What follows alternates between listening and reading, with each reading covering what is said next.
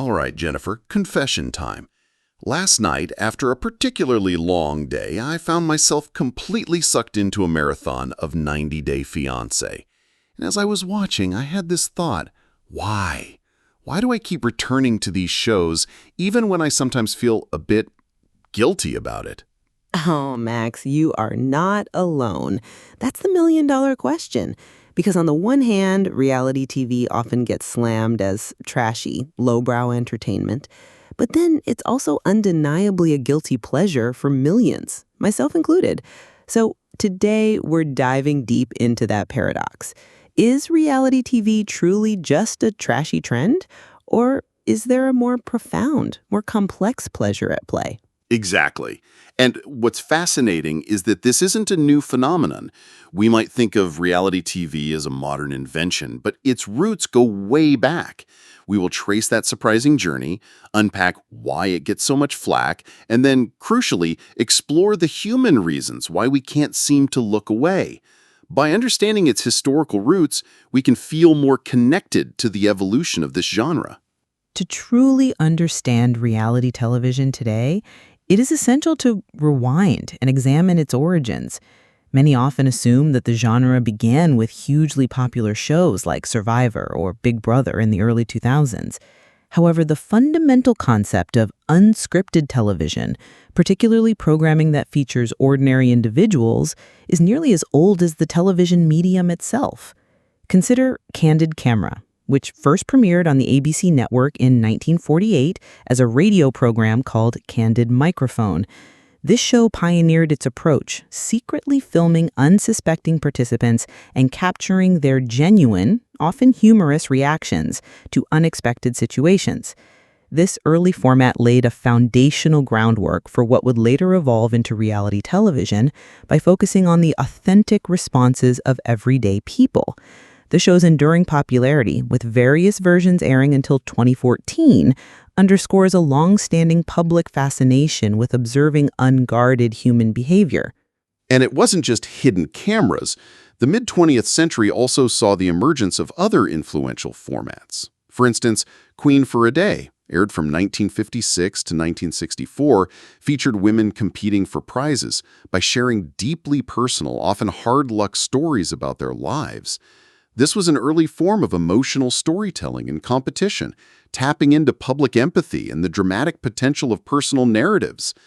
Later in the 1960s and 1970s, productions by Chuck Barris, such as The Dating Game, 1965 to 86, and The Gong Show, showcased contestants who were overtly willing to sacrifice some degree of privacy and dignity for televised entertainment. These programs were clear precursors, demonstrating a public appetite for seeing individuals on display for consumption. The 1973 PBS series An American Family was a significant turning point in the genre's evolution. This 12-part documentary was groundbreaking because it offered a largely unfiltered look into the daily lives of the Loud family, including their parents' marital breakdown and their oldest son, Lance, coming out as gay, a first for American television. Unlike earlier game shows or prank programs, An American Family was more documentary in purpose and style, providing a raw and intimate portrayal of contemporary issues in an unscripted format. It truly offered a fly-on-the-wall perspective on family dynamics, a style that has become ubiquitous in reality television today. This progression highlights a crucial aspect of the genre. The very definition of reality in reality television has always been fluid and adaptable. From the unscripted reactions captured by Candid Camera to the documentary purpose and style of An American Family, and then to the contrived moments that would become common in later shows like The Real World, the genre's relationship with authenticity has always been a spectrum. It's not a static definition, but a continuous evolution from pure observation to carefully curated environments that elicit specific behaviors and narratives. This historical development reveals that the genre's contentious relationship with authenticity is not merely a recent problem, but an inherent tension that has existed since its very beginnings, making the ongoing debate about trashy versus pleasure far more nuanced than it might initially appear. This tension is what makes reality TV so intriguing and complex. The late 1980s and early 1990s marked a pivotal shift toward the reality television formats we recognize today. Cops, which premiered in 1989, was instrumental in popularizing the raw cinema verite style, using handheld cameras to follow police officers on duty. This visual approach made the show feel incredibly immediate and authentic despite being heavily edited in post-production. However, the most significant development was MTV's The Real World, which debuted in 1992. This series is regarded as the first to really resemble contemporary reality television. It pioneered placing strangers in a shared living space and documenting their interactions, often casting individuals specifically to maximize dramatic potential and conflict. The Real World also introduced key stylistic conventions, such as talking head confessional interviews, where participants would directly address the camera to offer their thoughts and reactions. The show was relatively inexpensive to produce, making it a ratings powerhouse for MTV. Notably, its early seasons gained acclaim for frankly addressing pressing social issues of the 1990s, including HIV/AIDS, abortion, and racism. The rise of shows like Number 28 on Dutch television in 1991 and The Real World in 1992 was not just a creative evolution. Technological advancements significantly enabled it. The advent of computer-based non-linear editing systems for video, such as those produced by Avid Technology in 1989, revolutionized post-production. Before this, editing hours of video footage into a usable form was difficult and expensive. This technological leap made it easy to quickly edit hours of video footage, drastically reducing production costs and time. This direct link between nonlinear editing and the feasibility of shooting vast amounts of unscripted footage allowed for the explosion of reality TV formats that rely heavily on meticulous post-production narrative crafting. This technological and conceptual groundwork set the stage for the genre's absolute explosion in the early 2000s. Survivor and Big Brother, both premiering in 2000, were not just popular, they became global franchises. These shows introduced elements of strategic gameplay, alliances, and eliminations, captivating audiences with high-stakes challenges and dramatic interpersonal dynamics. Then American Idol in 2002 revolutionized talent competitions, providing a platform for aspiring singers to achieve stardom and giving viewers the unprecedented power to vote for their favorites. These shows not only entertained, but significantly influenced our societal norms and values. The genre rapidly diversified, branching into numerous subgenres. We saw the rise of celebrity-focused shows like The Osbournes in 2002, which offered a glimpse into the unconventional lives of rock stars and their families. Dating shows like The Bachelor in 2002 evolved the concept of televised romance. Adventure races like The Amazing Race in 2001 combined global travel with team challenges. Lifestyle transformation shows like Extreme Makeover Home Edition and Queer Eye gained popularity, focusing on physical, emotional, or material changes. Reality TV became dominant in mainstream entertainment, leading cable networks like Bravo, A&E, and TLC to shift their programming to reality formats. And the genre continues to evolve and adapt. For instance, the COVID-19 pandemic saw a surge in reality television production, as networks used these shows to fill programming gaps when scripted productions were halted. More recently, streaming services have pushed new and innovative formats, such as dating shows like Love is Blind and competitive series like The Circle. We're also observing social media platforms like TikTok influencing traditional reality shows, integrating viral challenges and social media interactions directly into the narratives. Furthermore, there's a growing global traction for non-Western reality content, with shows from South Korea, Japan, and India resonating worldwide through platforms like Netflix. This continuous adaptation and reinvention demonstrates the remarkable resilience and enduring appeal of this genre. The trashy trend, unpacking the criticisms. Max, with that whirlwind history behind us, let's confront the trashy label head-on. There are significant and severe criticisms of reality TV that revolve around the exploitation of participants. There are numerous documented reports of contestants facing severe psychological and even physical harm as a direct result of their involvement in these shows. Tragically, there have been heartbreaking cases of individuals taking their own lives after appearing on reality TV, often exacerbated by intense online abuse following their televised appearances. This concern is echoed by academics and critics who have consistently labeled the genre exploitative, harmful, and often fake. The exploitation isn't limited to the on-screen participants. It extends to the production workers. Reports indicate that many reality TV production companies, particularly newer or smaller ones, rely heavily on cheap and provisional labor, including unpaid interns who perform skilled creative and production work like video editing and script invention rather than just menial tasks.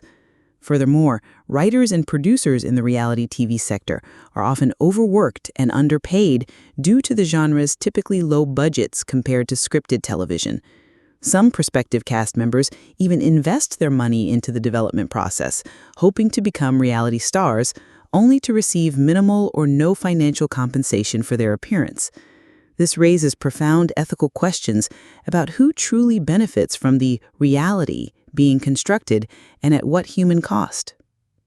This concern about exploitation and questionable labor practices reveals a deeper dynamic at play, suggesting that the trashy label isn't merely a judgment on the content itself and the process of its creation. The commercial demands of the industry often pressure production workers to compromise their values, leading to practices like creating negative representations or falsifying reality. This indicates that the perceived trashiness is not an accidental byproduct, but is frequently a deliberate outcome of a production model that prioritizes profit and sensationalism over participant welfare and ethical integrity. This perspective deepens the critique, moving beyond superficial content to systemic issues embedded within the industry's operational framework. The concerns about exploitation and questionable labor practices reveal a deeper dynamic at play, suggesting that the trashy label isn't merely a judgment on the content itself and the process of its creation. The commercial demands of the industry often pressure production workers to compromise their values, leading to practices like creating negative representations or falsifying reality. This indicates that the perceived trashiness is not an accidental byproduct, but is frequently a deliberate outcome of a production model that prioritizes profit and sensationalism over participant welfare and ethical integrity. This perspective deepens the critique, moving beyond superficial content to systemic issues embedded within the industry's operational framework. Beyond the ethical concerns surrounding production, there are significant negative societal impacts attributed to reality television. Critics argue that the genre frequently promotes and even normalizes behaviors such as meanness, backbiting, betrayal, and callousness as acceptable strategies for achieving success. It is also accused of elevating superficial qualities like money, fame, and physical beauty above other more substantive human values. Exposure to such content can be hazardous for young audiences, particularly those aged 8 to 15, in crucial stages of developing their identity and understanding relationships. These younger viewers may be less likely than adults to discern the contrived nature of reality shows and might internalize these potentially harmful messages at face value. The impact on body image is another profound concern. Shows that are heavily appearance-focused or that promote idealized body types can significantly contribute to negative body image and, in some cases, even eating disorders, especially among adolescent girls. There is also the argument that by normalizing antisocial attitudes and toxic behaviors, reality television contributes to making society a harsher, shallower, angrier, more divided place. One academic even drew a stark comparison, likening the genre to the Roman Colosseum, where contestants are modern-day gladiators battling for fame and social media followers, and audiences vicariously experience their triumphs, or more disturbingly, hope for their dismissal and ridicule. While it entertains, the question remains, at what cost to our collective social fabric and individual well-being?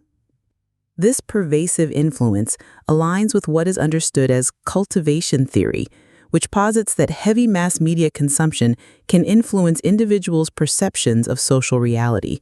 When viewers are consistently exposed to portrayals of cruel and Machiavellian relational behavior or unrealistic beauty standards, these repeated messages can, over time, cultivate a shared and potentially distorted idea of what is normal or acceptable in real life. Therefore, the trashy label extends beyond merely signifying low-quality content. It encompasses the genre's potential to subtly reshape societal norms and individual perceptions of desirable or acceptable behavior, making the criticism far more profound than a simple matter of taste. Despite the valid and often severe criticisms, reality television thrives and captivates massive audiences worldwide. So the fundamental question remains, why do we keep watching? Why is it such a compelling guilty pleasure? A significant part of the answer lies in fundamental psychological appeals rooted in human nature. Humans possess an inherent curiosity about others, how they behave and react in unscripted, often high-stakes situations. This fascination is a form of social comparison, where observing the lives of neighbors on the screen allows individuals to gauge their experiences against those portrayed. This phenomenon has intrigued people since the earliest days of television. Academic research provides fascinating insights into these motivations. Studies, particularly those utilizing the Rice profile of 16 basic desires, suggest that reality TV appeals to specific intrinsic human motivations. For instance, individuals who frequently watch and enjoy reality TV often exhibit an above-average motivation for status, a deep-seated desire to feel self-important.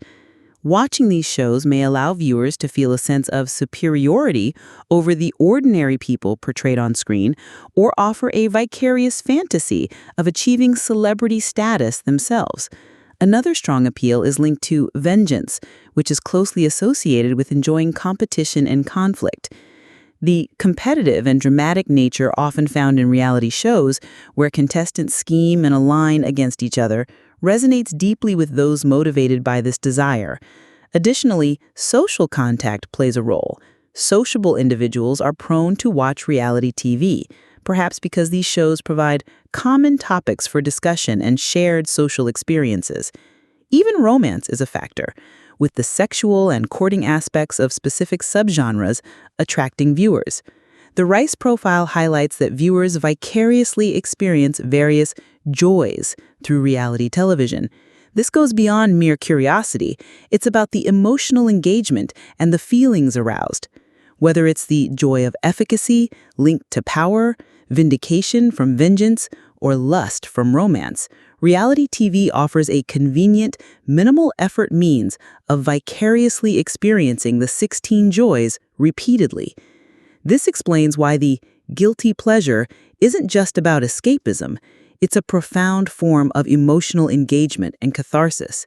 Viewers can experience intense emotions and test the limits of human nature within a mediated environment, satisfying deep-seated psychological needs without facing real-world consequences. This dynamic helps explain the enduring appeal of the genre, despite its often criticized trashy content. Beyond individual psychology, reality television holds significant sociological value. It can function as a cultural mirror, reflecting and sometimes even shaping societal values, attitudes, and beliefs. By engaging with these shows, viewers gain a unique window into human behavior and the intricate structures of society. It allows for analyzing relationships, conflicts, and cultural representations, deepening our understanding of social norms and processes. Some academics even utilize reality TV as an effective educational tool, to illustrate complex sociological concepts, such as inequality and gender roles, providing concrete examples for students to apply theoretical frameworks. Furthermore, reality television can play a role in promoting inclusivity by showcasing underrepresented voices and, albeit imperfectly, challenging existing stereotypes. The diverse range of personalities and lifestyles allows viewers to enter worlds they might never otherwise experience, fostering empathy for different challenges and perspectives. For example, watching a show that delves into a specific subculture can provide insights and understanding that would be difficult to obtain through other forms of media. Even with its trashy elements, the genre can serve as an informal sociological case study. It is described as a rich canvas for illustrating key tenets of major sociological theories. This allows viewers to critically analyze the relationships, conflicts, and cultural representations depicted on screen. This suggests that even if the content is deemed lowbrow, watching and discussing it can be a form of informal sociological inquiry, providing a lens through which to understand contemporary society. The guilty pleasure can transform into a valuable learning experience in this context. By analyzing the power dynamics, inequalities, and cultural trends embedded within these shows, viewers can develop media literacy and a more critical understanding of the world around them, making the pleasure less guilty and more insightful. And finally, let's not overlook the sheer entertainment value. Reality TV is often campy and over the top and provides that unique thrill of getting juicy gossip from a friend without inviting drama into one's life. It offers an intriguing character study, vividly demonstrating how people navigate complicated friendships, confront rumors, and learn to apologize and rebuild after conflicts. These shows capture extreme and raw human emotions in a way that scripted programs often struggle to replicate. For women, reality television often centers its stories and presents complex, flawed female characters in a manner that few other genres achieve. While other media might struggle to portray nuanced female characters, reality TV embraces them and often prefers interesting, flawed, or contradictory female stars, allowing for a broader range of narratives beyond typical portrayals of women as victims or solely focused on romance. Even when shows depict women in conflict, the audience often witnesses how they navigate these challenges, rebuild friendships, and offer support when it truly matters. The genre also allows for the evolution of women's lives and their narratives across seasons, addressing serious topics such as discovering sexuality after divorce, battling substance abuse, or struggling with infertility. This suggests a duality in its impact. While some reality TV is criticized for perpetuating gender stereotypes, there is also a compelling counter-narrative of the genre providing a unique platform for female agency and evolving stories. This makes the guilty pleasure more culturally significant than often acknowledged. Now, let's address the significant economic engine behind reality television. Beyond its entertainment and psychological appeals, the genre is incredibly profitable. One of its most fantastic attractions for broadcasters is its financial model. Reality TV is comparatively cheap to produce because it typically does not require expensive scriptwriters or professional actors. Footage can be captured using compact and inexpensive cameras, and the widespread adoption of digital editing technologies has made the post-production process even more efficient and cost-effective. This low production cost makes reality TV a beautiful and efficient way to fill the vast program space created by the proliferation of cable, satellite, and digital channels. Indeed, even shows that might not achieve blockbuster ratings can still be enormously profitable due to their low upfront development cost. Beyond simply cutting expenses, reality television also plays a distinct economic role by subtly reinforcing what some academics call the neoliberal economic model. Competitive reality shows, for instance, often emphasize individual responsibility, continuous self-improvement, and constant surveillance to optimize performance, aligning closely with market-driven values. This narrative structure, where participants are judged individually and must take full responsibility for their success or failure under constant observation, reinforces a specific economic ideology in a powerful yet often understated manner. The genre's competitive and individualistic narratives, often deemed trashy due to their cutthroat nature or overt focus on fame and wealth, serve a deeper, less obvious economic function. They subtly normalize and reinforce a specific economic ideology where individual striving and competition are paramount. This means that the guilty pleasure derived from watching these shows can inadvertently become a vehicle for broader cultural conditioning, shaping viewers' perceptions of success, responsibility, and societal values in line with neoliberal principles. This profitability extends significantly to how reality shows influence consumer behavior and lifestyle trends through product placement and strategic brand deals. Brands are highly attracted to reality television because it offers massive reach to loyal and diverse audiences. Unlike traditional commercials that interrupt the viewing experience, product integration within reality shows feels seamless and organic, as if the products are naturally part of the characters' lives. Whether a rugged off-roading vehicle featured in The Amazing Race or a branded soda cup prominently displayed on the judges' table in American Idol, these placements enhance brand image, and they can implicitly influence purchasing decisions, often at a non-conscious level. The effectiveness of this marketing strategy is undeniable. Viewers may not even consciously realize they are being influenced, which raises significant ethical concerns, particularly for younger audiences or minors who may have lower levels of media literacy. The implied endorsement from seeing real people on screen interacting with products can be compelling, fostering trust and familiarity with the brand without explicit advertising. For younger consumers, these shows can tap into deep-seated motivations such as the desire for self-esteem, the allure of fantasy, or even the pervasive keeping up with the Joneses mentality, leading to overspending on products or lifestyle seen on screen. While it is a marketing goldmine for brands, it is undeniably a delicate ethical tightrope. The genre's perceived authenticity, even if carefully manufactured through production techniques, becomes a powerful selling point for product placement. Brands leverage the notion of real people interacting with your products to build trust and implicitly influence consumer behavior. However, this implicit influence, particularly its impact on minors, raises serious ethical concerns regarding a lack of informed choice on the part of the consumer. This creates a causal link where the genre's initial appeal of authenticity, even if manufactured, transforms into a highly effective yet ethically questionable marketing tool because the influence is often surreptitious and bypasses conscious consumer awareness. After this deep dive, where does that leave us in the debate? Is reality TV trashy or a guilty pleasure? The genre is far more complex than a simple label can convey. It's a form of entertainment with deep historical roots, constantly evolving and adapting to technological advancements and audience appetites. While it undeniably faces legitimate criticisms regarding the exploitation of participants, the manipulation of narratives, and its potential negative societal impact, the trashy label often stems from these ethical compromises and the sensationalized content producers employ to capture attention. Conversely, reality television offers undeniable entertainment value, taps into fundamental human psychology, and can even provide valuable sociological insights. It serves as a cultural mirror, reflecting the complexities of human relationships and, at times, providing a platform for stories that might otherwise be overlooked in mainstream media. The guilty pleasure aspect is not merely about mindless consumption.